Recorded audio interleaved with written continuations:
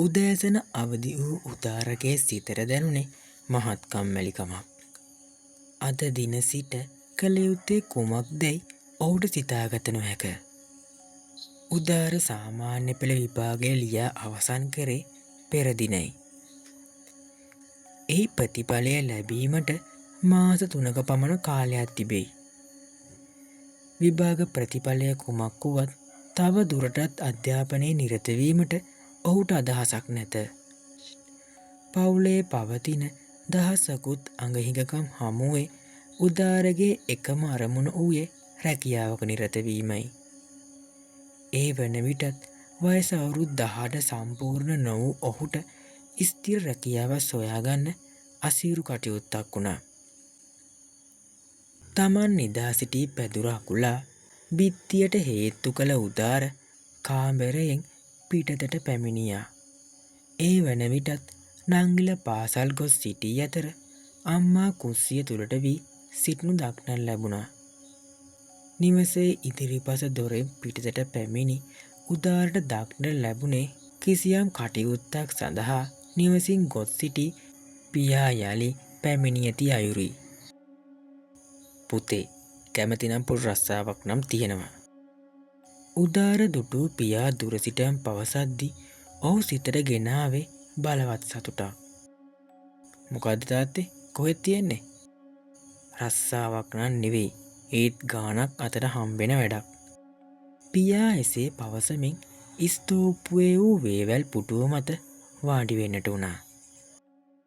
මට උදේ කඩේ ගාවදී ප්‍රනාන්දු මහත්තයා හම්බුණා.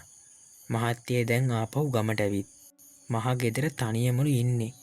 ළඟ ගෑනු කෙනෙක් දවල්ට ඇවිත් කෑම වෙලා ගේ යස් කරලා දීලා යනවලු. ඒත් ඉතින් මහත්තයා රැයට තනියම නිසා රැයට විතරක් ඉන්න කෙනෙක් හොයලා දෙන්න පුළුවන් දැව්වා. ඉතින් මං කිව්වා පුතාගෙන් අහලා බලන්නම් කියලා. ප්‍රනාන්දු මහත්තයා ලෑස්ති එහෙම ඉන්නවට ගාණක් ගෙවන්නත්.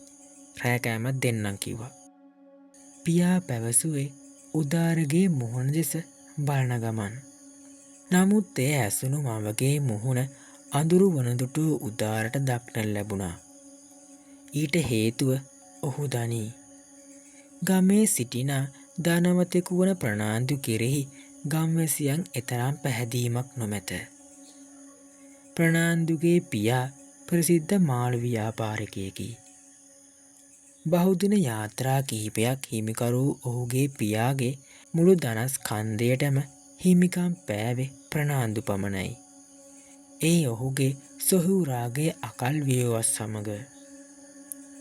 පියාගේ හදිසි වියෝවෙන් පසු ඔහු සතු සියලුම දේපොළ හිමිකරගත් ප්‍රනාන්දු ගත කළේ සෙල්ලක්කාර ජීවිතයක්. ඔහු පියාගේ ව්‍යාපාර දියුණු කර ගැනීමට උනන්දුවක් නොවිය. ඒ වෙනුවට ඔහු කළේ මහගෙදර ජීවත් වෙමින් පියා හරිහම්බු කර තැබූ ධනය සිතුසේ වියදම් කරමින් සල්ලාල ජීවිතයක් ගත කිරීමයි. සුරාවට මෙන්ම කාන්තාවන් ඇසුරට දැඩි ගිජුකමක් දැක්වූ ප්‍රනාන්දු එසේ ගෙවාගත් කාන්තාවක් තම බිරිඳ ලෙස නිවසේ තබා ගත්තා. එතැන් සිට ඔවුන් ගත කළේ හුදකලා ජීවිතයක් බව ගම්මුන් පවසයි. ඔවුන්ගේ අදහස වූයේ විවාහයෙන් පසු ප්‍රනාන්දු මහතා සිය මුල් ජීවිතය අමතක කර තැන්පත් පුද්ගලයෙක් වූ බවයි. කෙසේ වෙතත් ප්‍රනාන්දුගේ බිරිඳ හදිසියේ විදේශගත වනුයේ ඔය අතරතුරයි. ප්‍රනාන්දු මහතා ගම්වැසියන් සමග පවසා සිටියේ තම බිරිඳ හදිසියේම ඕස්ට්‍රේලියාවට ගිය බවත් තමා තවමත් සතියක් තුළ බිරිඳ ළඟට යන බවත්ය. ප්‍රනාන්දු මහතා පැවසූ ලෙසටම ඊළඟ සතියේ ඔහුද විදේශගත වන බව පවසා ගමෙන් පිටවිය. ඒ අදින් වසර 10කට පමණ පෙරයි. එතැන් සිට ප්‍රනාන්දුට අයත් විශාල නිවස පාළුවට ගොස් තිබුණා.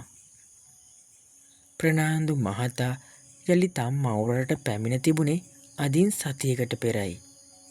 නමුත් ඒ තනිවමයි.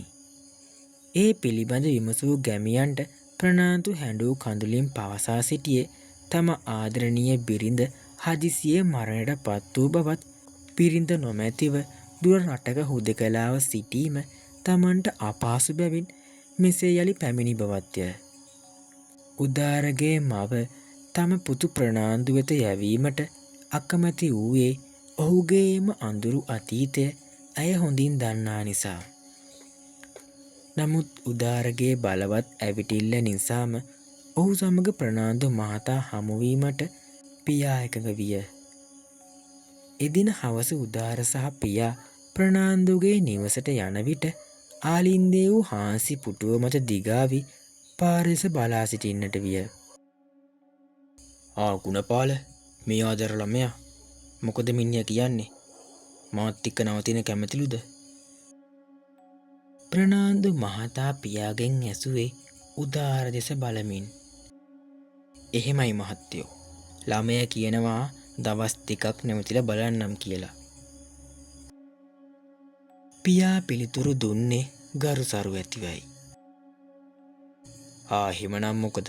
එක දවසක් හිටියොත් මෙයා දිගටම නතර වෙයි. සිනාසමින් පැවසූ ප්‍රනාන්දු තමන් අසල තිබූ කුඩා බෑගය විවෘත කළ මුදල් නෝට්ටුවක් ගෙන පියා අත තැබුවා. මේක තියාගනින්, මං ළමයට වෙනම සලකනවා. එහෙනම් ළමයෝ අද හවස ඉඳලම එන්න පුළුවන්ද? ප්‍රනාන්දු උදාර දෙස බලා විමසන්නට වුණා. උදාරත් හිතවනා ඊට කැමැත්ත පළ කළා. ඔවුන් දෙදෙනා ආපසු හැරෙත්ම ප්‍රනාන්දු මහතා යළිත් කතා කරනු ඇසුණා. මේ ළමයා බය එහෙම නෑ නේද? මම මේ ඇහුවේ මේ වගේ පරණ ගෙවල් වල රැට ඉන්න සමහරු බයයිනේ. අපෝ නෑ මහත්තයා, මං කවදාත් ඔය භූත කතා විශ්වාස කරන්නේ නැහැ. උදාර ගත් කට්ටම් පිළිතුරු දෙන්නට වුණා. ඔහුගේ පිළිතුර ප්‍රනාන්දුගේ සිතට සතුටක් ගෙන දුන් බව පෙනෙන්නට තිබුණා. එදින හවස හිරු බැස යද්දී උදාර ප්‍රනාන්දු මහතාගේ නිවස වෙත පැමිණියා. ඔහු නිවසේ ගේට්ටුවෙන් ඇතුල් වෙත්ම මැදි වියේ කාන්තාවක් මහත් කලබල ගතියකින් ඉදිරියට එනු ඔහු දැක්කා. තමන් ඉදිරියට පැමිණි ළමයා දකිත්ම කාන්තාවගේ මුහුණ බීතියෙන් ඇකිලුණා. ඔය ළමයා මේර නතර වෙන දෙන්නේ? උදාර දෙස බලා කාන්තාව විමසන්නට වුණා. ඔව් මහත්තයා, මට එන්න කිව්වා දීඳන්. උදාර ඊට පිළිතුරු දෙත්ම කාන්තාව වහා තම හඬ අවදි කළා. ජීවිතයට ආදරයක් තියෙනව නම් ඔය ළමයා මෙහි නවතින්න එපා. කාන්තාව එසේ පවසද්දී උදාර මවිතයටපත් වුණා. එසේ පවසන්නේ මන්දැයි ඇගේ විමසීමට උත්සාහ කළද ඒ වන විටත් ඇය ඔහු වෙතින් ඈත් වී ගේට්ටුවෙන් පිටතට ගොස් සිටියා. ප්‍රනාන්දු මහතා නිවසේ ආලින්දේ සිට ඔවුන් දෙස බලා සිටීම ඊට හේතුව වන්නට ඇතැයි උදාර අනුමාන කළා.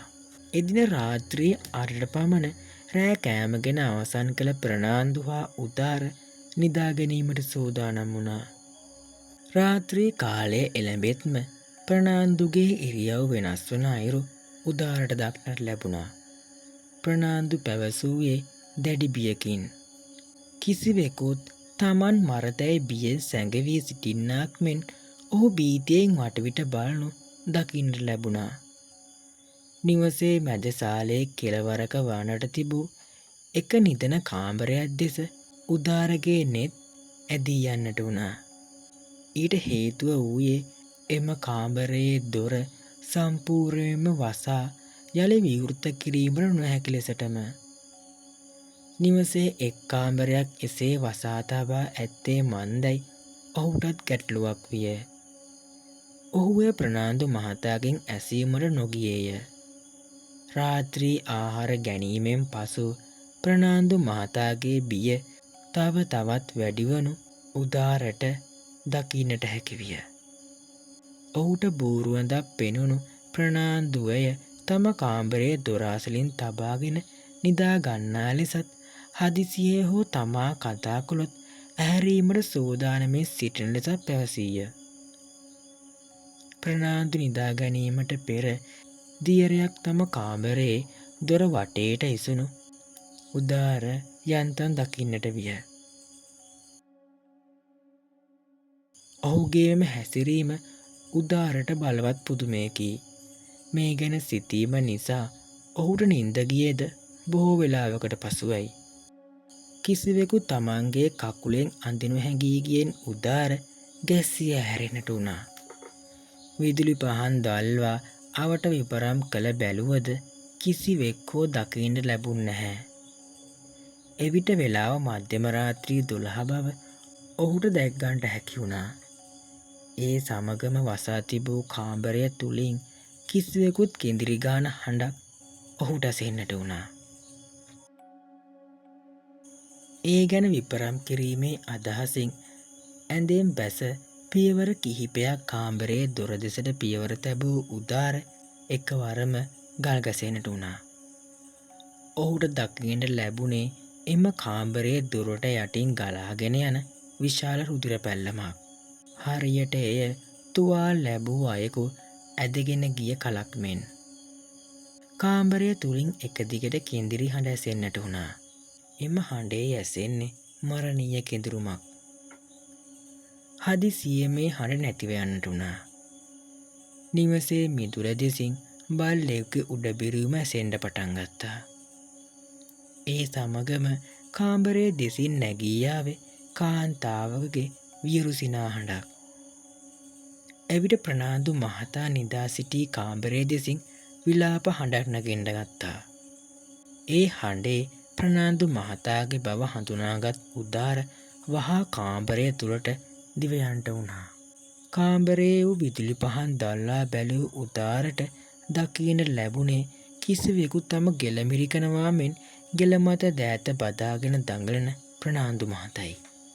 උදාර ප්‍රනාන්දුගේ ඇඟ මත තම සූර්ත තබත්ම ඔහුට පියවි සිහිය ලැබෙන්නට වුණා. බීතියෙන් වටපිට බැලූ ප්‍රනාන්දු අසල වූ වතුර බෝතලය ගෙන බීගෙන යන්නට වුණා. මන් නපුරු හීනයක් දැක්කා. දැන් සේරම හරි. ආයාසයෙන් සිනහවක් මුහුණ ආරූඪ කරගත් ප්‍රනාන්දු පැවසුවේ උදාරට පිටතට යන්න හඟවමින්. වහා කාමරයෙන් පිටතට පැමිණි උදාර විපරම් කල්ල බැලුවේ කලින් තමන් දුටු ලේ පැල්ලම වෙතයි. ඔහුගේ බලවත් පුදුමයට මෙන් බිම් මත එවන් සලකුණක් මේ මොහොතේ දක්නට නොලැබුණා. යලි තම ඇඳට ගිය ඔහු කරා නින්දාවේ නැත. මෙසේ බොහෝ වෙලාවක් නින්දත් නොනින්දත් අතර සිටි උදාරට කිසිවෙක් තම ඇඳ අසල සිටගෙන සිටින බව දැනෙන්නට වුණා. වහා අවදි වී බැලූ ඔහුට දකින්නට ලැබුණේ සුදු ඇඳගත් කාන්තාවක් තමන් අසල සිටින බවයි. ඇයගේ මුහුණ මල මිනියක මෙන් සුදු මැලවී තිබුණා. ලා බාල තරුණයෙකු වුවද කිසිවෙකුට බියවීම උදාරගේ සිරිත නොවේ. ඔහුගේ මේ ඉඩිතර කමට හේතුව දේව බැල්ම ඔහු වෙත තිබීම බව වරක ප්‍රදේශයේ ප්‍රසිද්ධ දේවාලයකින්ද පවසා තිබුණා. උදාර සුජුවම අද්භූත කාන්තාව දෙස බලන්නට වුණා. උදාර කරුණාකර මෙහෙන් යන්න. මට මගේ අරමුණ ඉටු කරගන්න ඕනේ. ශෝකී හඬකින් එසේ පැවසූ කාන්තාව එක්වරම අතුරුදහන් වුණා. තමන් දුටු සිහිනයක් නොවන බව උදාරට විශ්වාසය. ඒ වෙන විටත් පසු දින පහන් වෙමින් තිබුණා. පෙර දින සිදූ කිසිවක් ප්‍රනාන්දු මහතා සමග නොපැවසූ උදාර උදෑසනම නිවසින් පිටව ගියේ යළිත් රෑ පැමිණීමේ අදහසින්. නමුත් එදින රෑ උදාරට ප්‍රනාන්දුගේ නිවසට පැමිණීමට නොහැකි වූයේ හවස තම මව අසනීප වීම හේතුවෙන්. නමුත් පසුදින උදාරගේ සවනට වැකුණේ ප්‍රනාන්දු මහතා තම නිදියහන තුලම මැරී සිටින බවයි. ප්‍රනාන්දුගේ මරණය අදටත් අභිරහසක්. නමුත් තතුදත් ගැමියන්ගේ අදහස වූයේ ප්‍රනාන්දු තම බිරිඳ නිවස තුලම ඝාතනය කර පලා යන්නට ඇති බවයි. තම මිනීමරුවාගෙන් පලිගන්නට ඇයගේ ආත්මය වසර 10ක් පුරා නිවසේ රැඳී සිටින්නට ඇති බවත් පෙර දිනේ සිදු කිරීමට නොහැකි වූයේ උදාර නිවසේ සිටි නිසා විය යුතු බවත් ගැමියන් විශ්වාස කරා.